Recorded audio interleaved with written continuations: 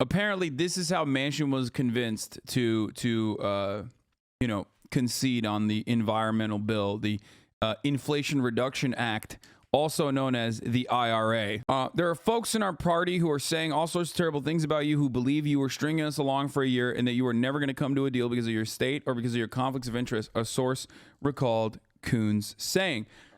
The comment appeared to reference long-standing concerns about Manchin's ties to the coal industry. Coons then told Manchin, I can think of a better way for you to prove them all wrong than to sign off on a bold climate deal. Prove every critic wrong. Manchin thought for a second, the source said, then responded, it would be like hitting a homer in the bottom of the ninth, wouldn't it? So it turns out we really should be bullying these motherfuckers more. I mean, a lot of you people were saying, like, don't do cyberbullying for Congress people. Like, don't bully them. They can't hear you. They're far too removed.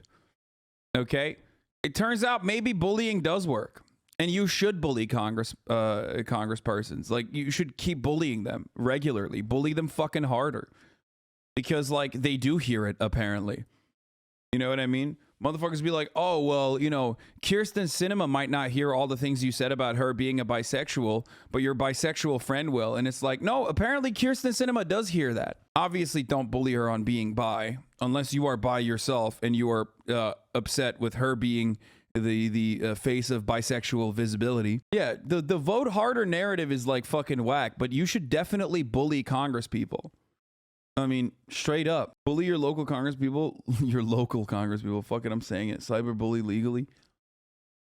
Don't tell them what you want. Bully them about what they refuse to do. Yeah, I mean, no. Bully them on things that they are refusing to take action on. Yeah, everyone's going to remember you as a fucking piece of shit. So maybe you should not be that. I also am an advocate for cyberbullying Congress people because, like, you know, it's good to just, you know, make yourself feel a little bit better. Like, I have been an advocate for blowing off some steam by doing that anyway. So if it happens on accident, where you, like, your words actually hurt their feelings and then they take action, all the better. Like, I see that as a win-win. Bullying, cyberbullying Congress people, or just bullying them in general, especially in public, whenever you see them, screaming at them for all the action that they are not taking. Okay, directional screaming at them, though, is always good, because on the one hand, it makes you feel better, right? Don't fucking yell at your favorite content creators, okay? You can do that to me all day, every day as well if you want it. It's fine. You know, you're a fucking idiot, but whatever. But if you at least bully these motherfuckers, they hold the levers of power. So they might accidentally trip and fucking pull one in the right direction, okay? But is it wrong when we do it to AOC? Do it to AOC too. Just do it in the right direction. Half the time you motherfuckers yell at AOC for shit she's already doing.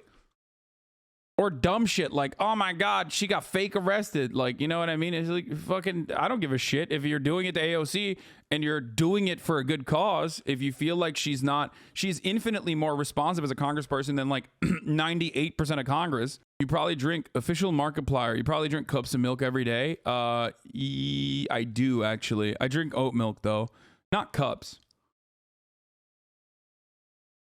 But yeah, the bullying critical hit adds policy change. Yeah.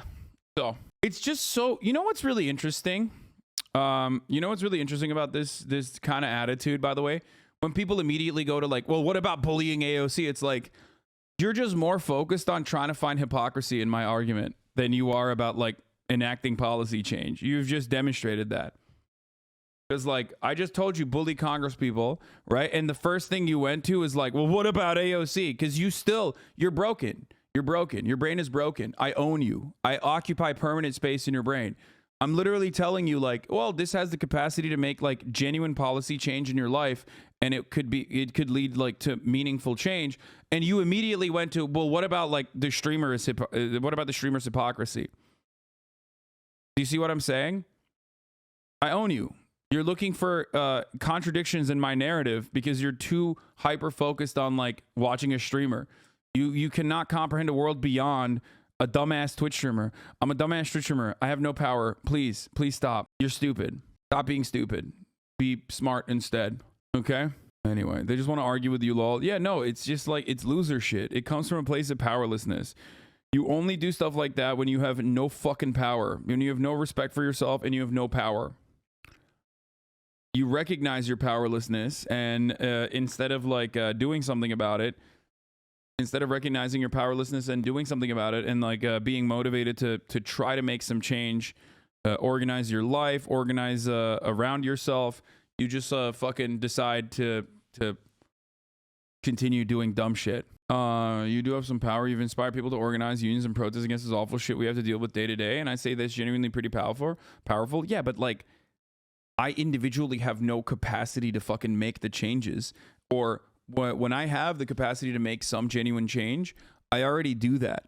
So you're like bullying me on things that I'm already doing. You'll be like, oh, why aren't you raising money? Well, motherfucker, I do raise a fuckload of money. You just don't know. Like, what do you want me to like write bills? I can't do that. I have no power to do that. You know what I mean? So yell at people who do have that power and don't do it. Raised 50K last night. Yeah, more than 60K. Remember when Mark Ruffalo endorsed Bernie, but Bernie still lost? Do these people really think you have more power reach than the Hulk? I don't think they think